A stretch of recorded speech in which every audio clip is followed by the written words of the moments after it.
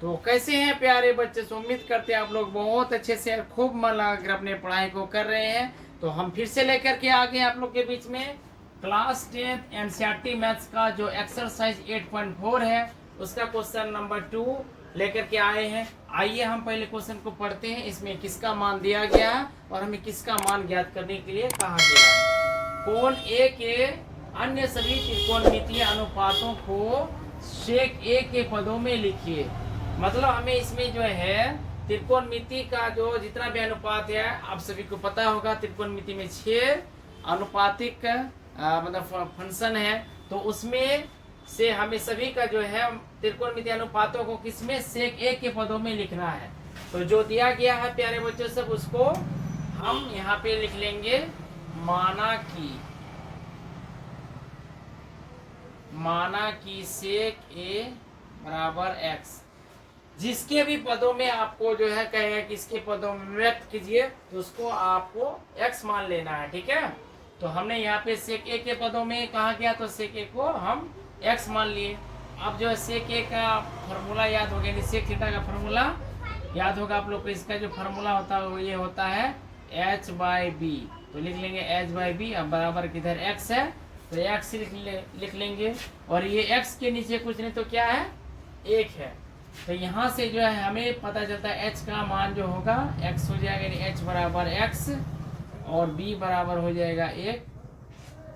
तो हमें यहाँ पर p का मान निकालना है।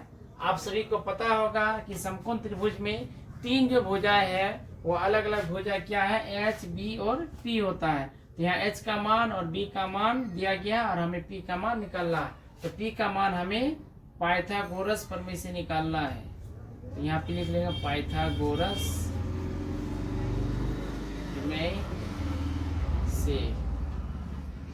पाइथागोरस प्रमेय से p का फॉर्मूला क्या होता है, इसका फॉर्मूला होता है प्यारे बच्चों से √h² माइनस b²।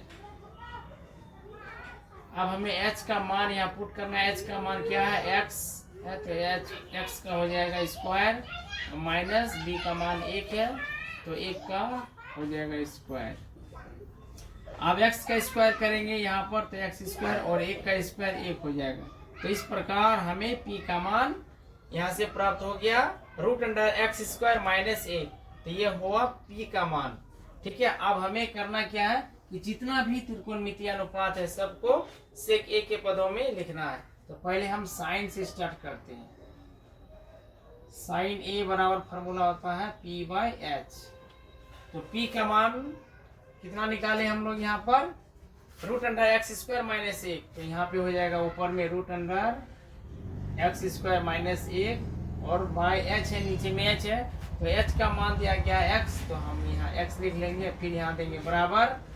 और यहाँ पर √x² है ना, तो x² किसको है, x हम किसको माने हैं, x किसके बराबर है, सेक ए के बराबर है। तो यहाँ x² है तो यहाँ पे हो जाएगा sec square, sec square a और माइनस 1 और बाय h है, यानी h का मान x है। तो x किसके बराबर है, सेक a के बराबर है। तो यहाँ पे लिख देंगे सेक a।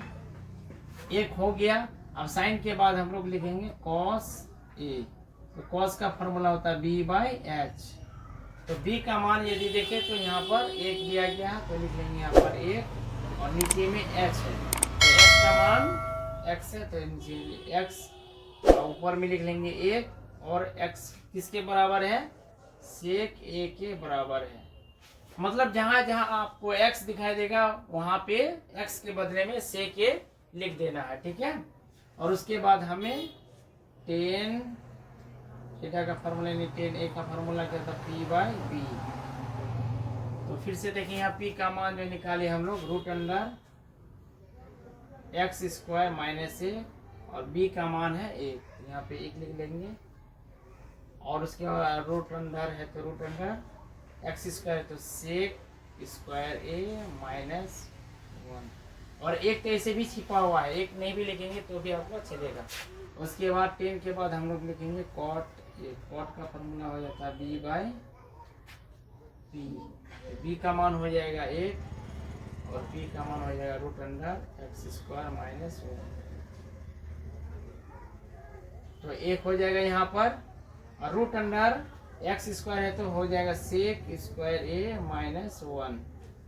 कॉट के बाद फिर हम लोग लिख लेंगे कॉसेक ए। कॉसेक ए का फॉर्मूला होता है एच बाय पी।